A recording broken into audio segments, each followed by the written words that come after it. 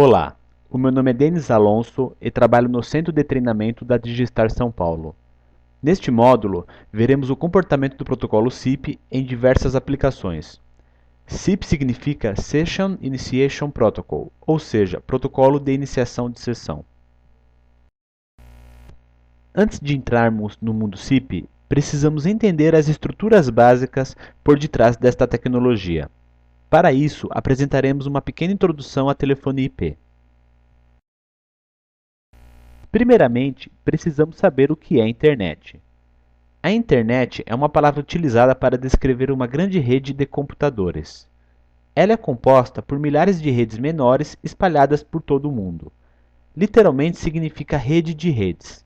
A World Wide Web é o serviço mais utilizado na internet. Ela mescla textos, dados e imagens, enquanto que a internet se refere à parte física, como computadores, cabos e fios e suas interconexões. A telefonia IP não espera pela regulamentação para ser adotada. Essa é uma verdade absoluta para o mundo internet, seus protocolos e serviços. É muito simples de entender. Em matéria de flexibilidade, custos, produtos e serviços, as soluções de comunicação por pacotes e no protocolo IP vêm se mostrando cada vez mais competitivas em relação às tradicionais ofertas TDM, Frame Relay ou ATM. Hoje o tráfego de dados começa a crescer mais que o telefônico e é cada vez maior o tráfego de voz pela rede de dados, ou seja, uma redução em custos com a telefonia, já que o tráfego de voz tem como destino a rede mundial de computadores, a internet. A tecnologia responsável por essa excitação no mercado de telecomunicações é o VoIP, Voice over Internet Protocol, ou seja, voz sob protocolo IP. No entanto, muitas pessoas ainda se perguntam o que o VoIP pode oferecer tanto para o mercado residencial quanto para o corporativo. Para que a transmissão de voz seja possível, o VoIP captura a voz, que até então é transmitida de forma analógica, e a transforma em pacotes de dados, que podem ser enviados por qualquer rede TCP/IP. Assim, é perfeitamente possível trabalhar com esses pacotes pela internet. Quando o destino recebe os pacotes, estes são transformados novamente em sinais analógicos e transmitidos a um meio, no qual seja possível ouvir o som. Voz sob protocolo de internet consiste no envio de sinais de voz em tempo real na forma de pacotes de dados, ao invés da transmissão baseada em circuitos que caracteriza as redes de telefonia convencional. Esta transmissão de sinal de voz é feita sobre a mesma rede utilizada para a transmissão de dados. O VoIP é um conjunto de tecnologias que usa a internet ou as redes IPs privadas para a comunicação de voz, substituindo ou complementando os sistemas de telefonia convencional. Algumas vantagens do VoIP são redução de gastos com ligações locais, interurbanas nacionais e internacionais, não necessita de link dedicado, pois utiliza o mesmo link internet que a empresa já possui, o retorno sobre investimento é rápido, segurança, mobilidade e agilidade. A telefonia IP utiliza os protocolos TCP/UDP/IP da rede como infraestrutura para seus protocolos de aplicação. Temos dois tipos de protocolos, H323 e o SIP. O H323 foi o primeiro protocolo utilizado e muito complexo, e que define especificações para a comunicação em tempo real de dados para vídeo e voz.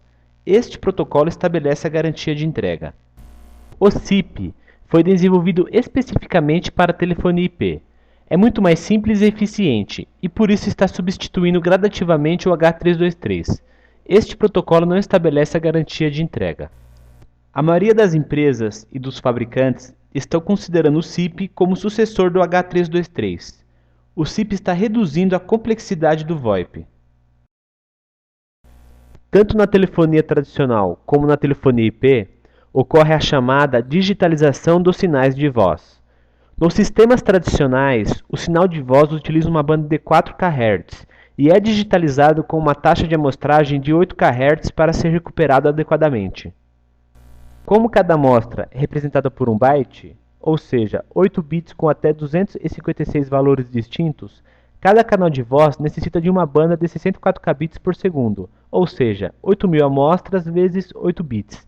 Esta forma de digitalização do sinal de voz atende à recomendação IT/UT G711, conhecida como padrão PCM, modulação por código de pulso. Além do codec G711, que utiliza a taxa de compressão de 64 kbps por segundo, temos outros padrões de codecs. O G729, por exemplo, utiliza uma taxa de compressão de 8 kbps por segundo. O G723, a taxa de 5,3 kbps por segundo. E o G723.1, uma taxa de 6,4 kbps por segundo. Neste exemplo, o protocolo mais a voz comprimida, utilizando o codec G729, nos dará um pacote de aproximadamente 40 kbps por segundo. Logo, para uma boa qualidade de conversação via VoIP, a banda mínima recomendada é de 40 kbps por porta. Conforme a tabela, existem diversos tipos de codecs. Dos codecs apresentados, o que apresenta uma maior compressão e melhor qualidade é o G729. Por este motivo, ele é um dos codecs mais utilizados. Quando se trabalha com redes de comutação por pacotes ou telefonia IP, temos que entender o QoS, pois o QoS é o serviço responsável pela qualidade do áudio numa rede IP. O principal objetivo do QoS é marcar os pacotes, onde o gateway prioriza a saída dos pacotes de voz em detrimento aos pacotes de dados. Para o melhor funcionamento do QoS, tanto a origem quanto o destino devem estar com o QoS habilitado. Através do QoS, é possível definir a prioridade da voz em relação aos dados quando estas estão na origem, mas não é possível gerenciar os pacotes quando estes estão a caminho da internet. Equipamentos VoIP. Para usufruir da tecnologia VoIP, precisamos de equipamentos ou softwares específicos. Temos aqui alguns principais exemplos. O ATA, conhecido como adaptador de telefone analógico, gateway ou porta de ligação, PBX-IP ou servidor de comunicação, telefone IP ou aparelho telefônico IP, e por último, softphone ou software telefônico IP. Vamos agora conhecer um pouco melhor cada dispositivo. ATA, adaptador de telefone analógico. É um dispositivo para realizar interface de adaptação para um telefone analógico convencional, possibilitando se conectar a uma rede IP. O ATA é conectado a um acesso de banda larga via rede IP a um telefone analógico convencional, que pode ser usado normalmente para fazer e receber ligações do serviço VoIP contratado. Basicamente, os ATAs têm somente uma entrada RJ45 para conexão no ADSL e uma saída RJ11 para conexão no telefone analógico. Os ATAs são muito utilizados conectados em posições FXO de centrais analógicas e digitais e se registram em alguma operadora VoIP ou utilizam a comunicação VoIP ponto a ponto. Gateway ou porta de ligação. Um gateway ou porta de ligação é uma máquina intermediária geralmente destinada a interligar redes, separar domínios de colisão ou mesmo traduzir protocolos. Exemplos: roteadores e firewalls, já que ambos servem de intermediários entre o utilizador e a rede. O gateway utilizado em VoIP, além das funções de roteador e firewall, converte a sinalização e o canal de voz para a rede IP, fazendo a integração com a rede de telefonia existente, como o PBX, permitindo utilizar os telefones analógicos ou digitais existentes.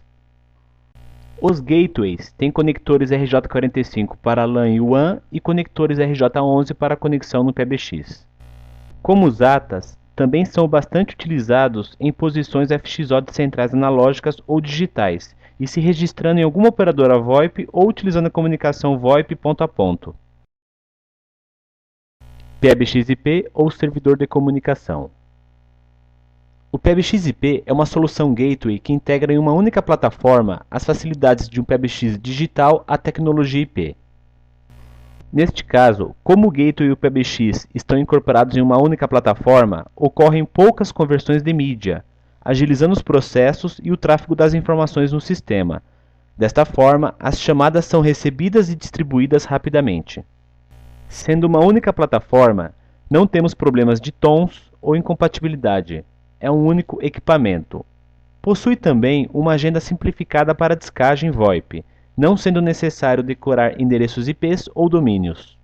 Possui a função de PBX distribuído, onde os ramais podem estar localizados em qualquer lugar do mundo, através de smartphones, softphones, aparelhos IPs ou gateways.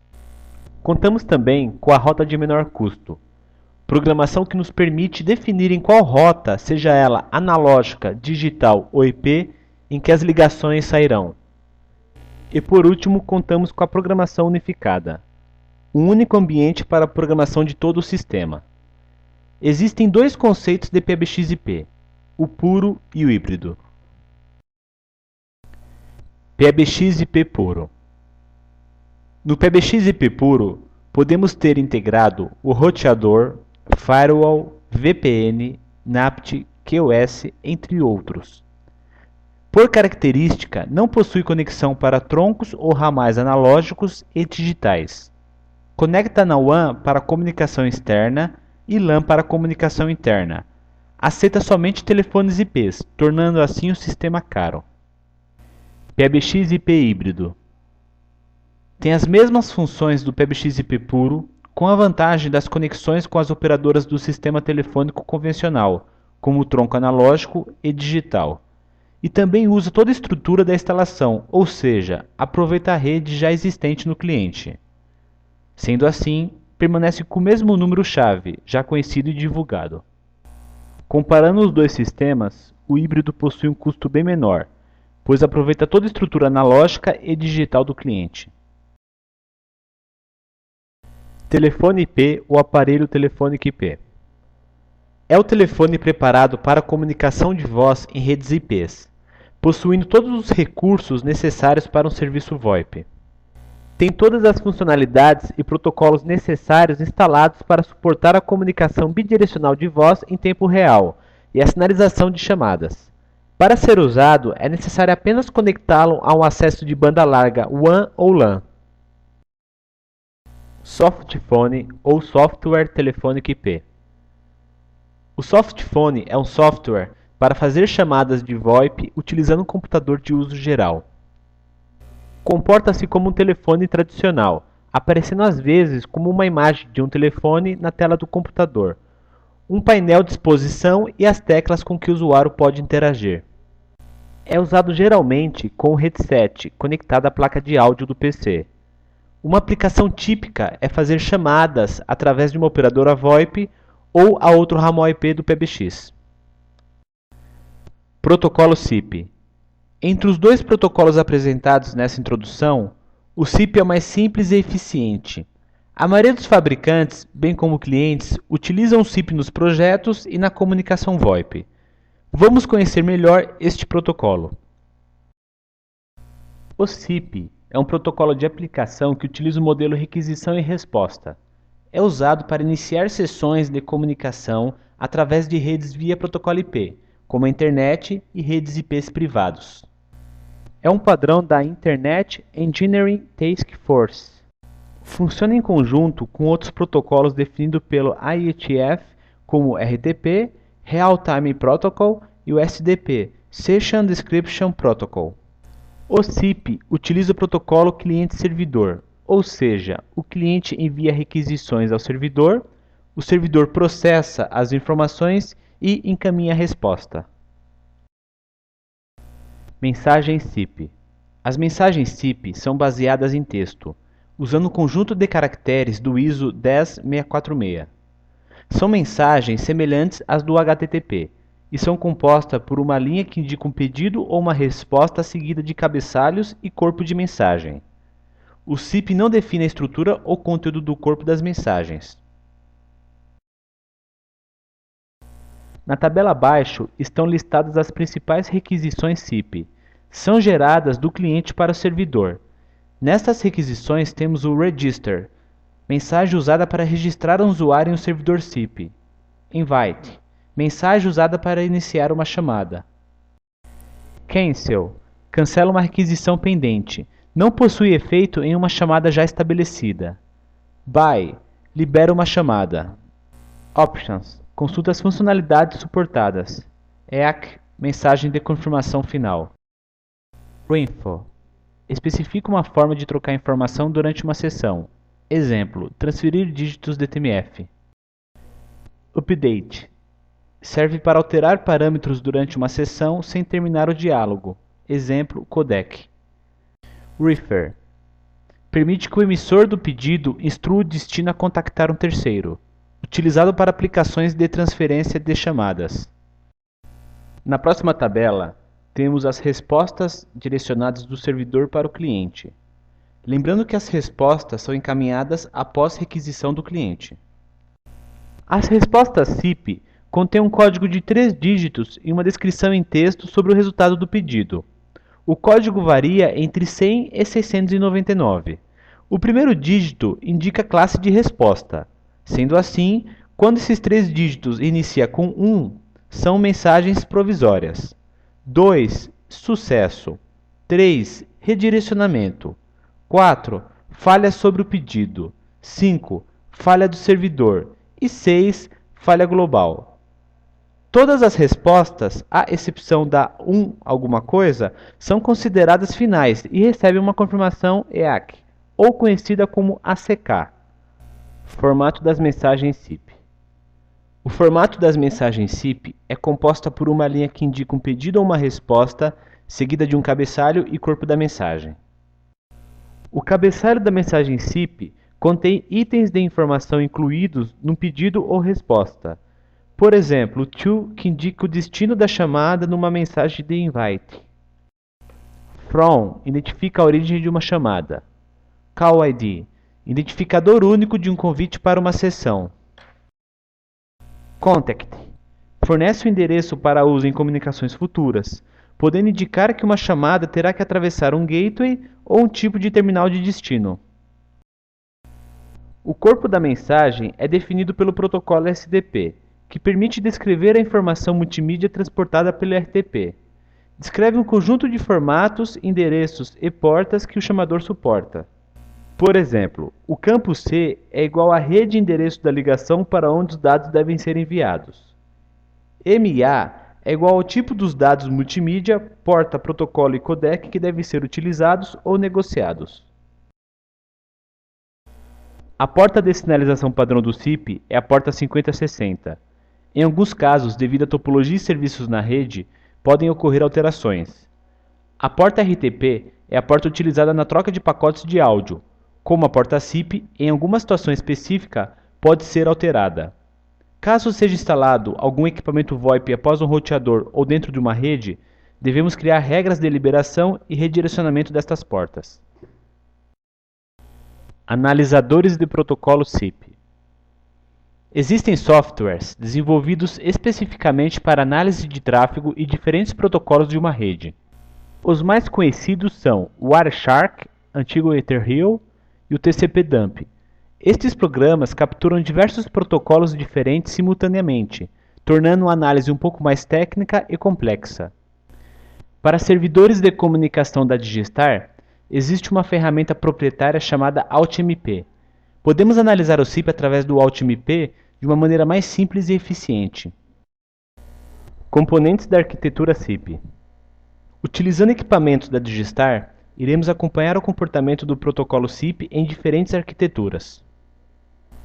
Utilizando equipamentos da linha chip Digistar, iremos acompanhar aplicações com operadora VoIP, ramal IP e SIP integrado.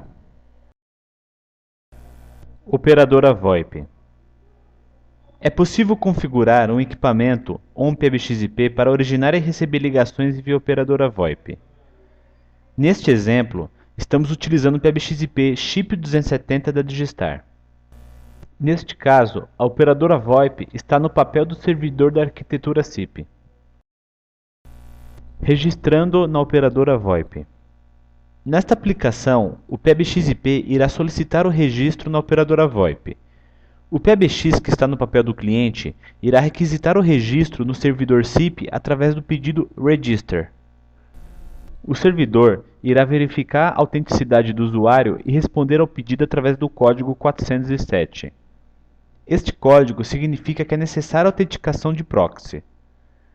Quando o cliente recebe a resposta, ele faz um cálculo e, com a resposta adequada, envia novamente a requisição. O servidor, então, processa a nova requisição e responde que a verificação foi bem sucedida com o código 200 OK. A partir de agora, o PBX está registrado na operadora VoIP. Com os logs colhidos através do analisador AltMP da Digistar, podemos ver um exemplo dessa troca de sinalização SIP um pouco mais detalhada. Neste exemplo, o PBX está requisitando o registro na operadora VoIP através do pedido register. O servidor irá verificar a autenticidade do usuário e responder ao pedido através do código 407. Este código significa que é necessária a autenticação de proxy. Quando o cliente recebe a resposta, ele faz um cálculo e, com a resposta adequada, envia novamente a requisição. O servidor, então, processa a nova requisição e responde que a verificação foi bem sucedida com o código 200 OK. A partir de agora, o PBX está registrado na operadora VoIP. Após o registro do PBX na operadora VoIP, podemos visualizar um exemplo de ligação sainte. Neste exemplo, após o ramal 200 teclar os números do telefone desejado, o PBX envia um invite para a operadora VoIP no intuito de iniciar uma sessão. A operadora recebe o invite enviado do PBX e solicita o pedido de autenticação através do código 407. O PBX recebe o código, processa a informação e envia novamente a requisição, agora com autenticação para a operadora VoIP.